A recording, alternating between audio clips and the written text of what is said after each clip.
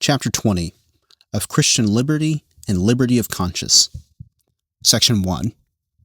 The liberty which Christ hath purchased for believers under the gospel consists in their freedom from the guilt of sin,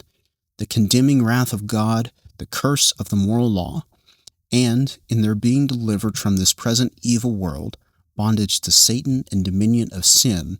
from the evil of afflictions, the sting of death, the victory of the grave and everlasting damnation, as also in their free access to God and yielding obedience unto them, not out of slavish fear, but a childlike love and willing mind,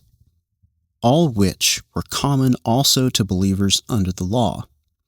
But under the New Testament, the liberty of Christians is further enlarged in their freedom from the yoke of the ceremonial law,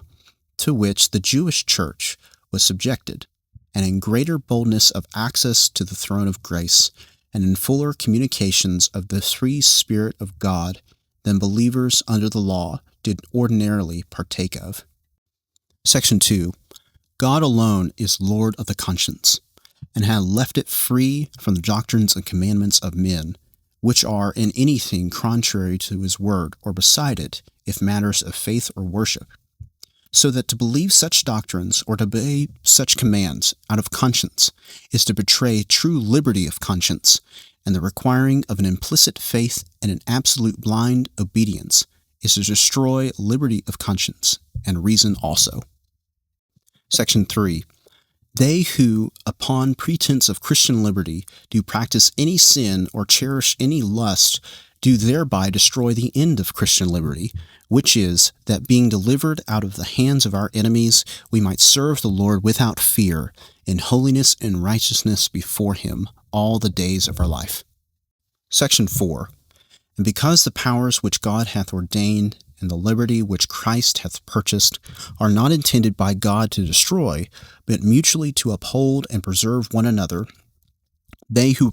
upon pretense of Christian liberty shall oppose any lawful power or the lawful exercise thereof, whether it be civil or ecclesiastical, resist the ordinance of God.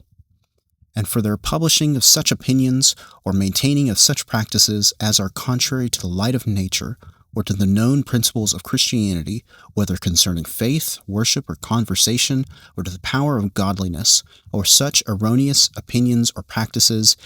as either in their own nature or in the manner of publishing and maintaining them are destructive to the eternal peace and order which Christ hath established in the church, they may lawfully be called to account and proceeded against by censures of the church.